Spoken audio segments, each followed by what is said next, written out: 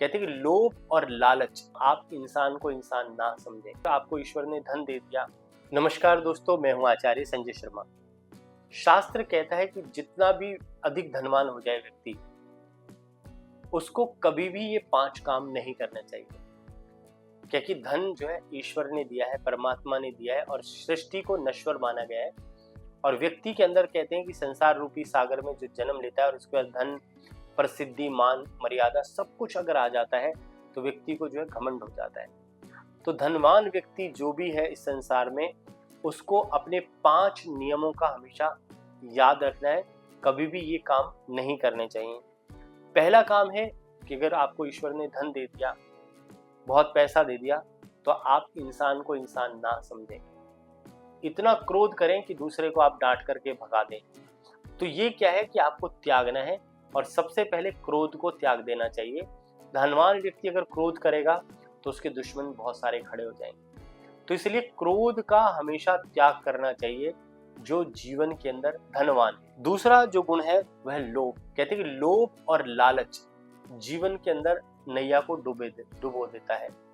अगर व्यक्ति जो है जीवन में ज्यादा लोभ कर ले, ज्यादा पैसा कमाने की सोच ले, तो उसके दिमाग में नाना प्रकार के उल्टे रास्ते आएंगे, जिस कारण से वो है कभी ना कभी डूब जाएगा।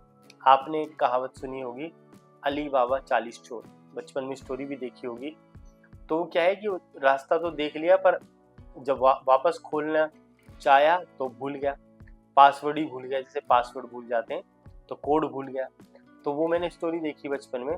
तो जो लोभ होता है वो आदमी को डुबो देता है। तो जीवन के अंदर कभी भी लोभी ना बने, किसी दूसरे का धन ना मारे, किसी दूसरे का नुकसान ना पहुंचाए। कोशिश करें, अगर आप धनवान हैं तो दूसरों को दान पुण्य करें। किसी को 2 रुपए ज्यादा दे दें, किसी का नुकसान ना करें। दूसरा, मोह। अगर आप किसी के साथ बहुत ज्यादा मोह बना लेते हैं तो वो भी आपको नुकसान देगा। क्यों? क्योंकि शास्त्र कहता है काम, क्रोध, मद, लोभ सब नाथ नरक के पंथ। तो मोह जो है, मन में आपका जो विचार है उसके प्रति जागृत हो जाएगा। आप उसके साथ ज्यादा प्रेम करने लगेंगे तो वो भी कहीं ना कहीं आपको नुकसान देगा। और जो व्यक्ति धनवान है उसके साथ किसी ऐसे व्यक्ति का प्रेम हो जाए तो और वो उसको त्याग दे तो उसको बड़ी ज्यादा टेंशन हो जाएगी। तो इसलिए जो है कभी भी बहुत ज्यादा मोह धनवान व्यक्ति को नहीं करना चाहिए, नहीं तो दूसरे को दुख पहुंचता है। तीसरा जो है ईर्ष्या। कभी भी किसी के ऊपर ईर्ष्या नहीं रखें कि किसी के पास कुछ भी है या कुछ नहीं है। आप जेलेसी फैक्टर ना करें।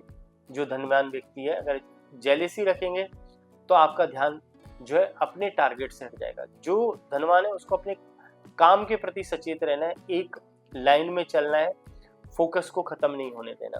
तो चौथे 5वें मैंने बता दिया आपको, अहंकार है लास्ट। तो आदमी का कहते हैं कि जब अहंकार या घमंड आ जाता है जीवन के अंदर तो उसकी नैया तो डूबनी। क्योंकि रावण को भी जो है अहंकार हो गया था कि भाई मुझसे बड़ा जो है बलि कोई नहीं। तभी उसको बाली ने जो है 6 महीने तक आंख में दबा के रखा। और जब भगवान राम ने संदेशा भेजा तब उसने घमंड में कहा कि कौन है वो मानव राम। तो इस प्रकार से जब रावण को घमंड हुआ तो कहा जाता है कि रावण का घमंड भी जो है चूर चूर हो गया। तो कोई भी व्यक्ति है, कहते हैं कि जब लंका सोने की विध्वंस हो गई इतना धनवान होकर के, तो उसके अंदर काम, क्रोध, मद और लोभ ये सारे जब रास्ते आ जाते हैं तो व्यक्ति का डूबना निश्चित है। तो काम, क्रोध, मद, लोभ सब इनको त्याग दें और भगवान का भजन करें, भगवान का कीर्तन करें, भगवान की शरण में रहें। तभी आप इन चीजों को त्याग पाएंगे और दूसरे मानव के लिए कुछ कल्याण कर पाएंगे।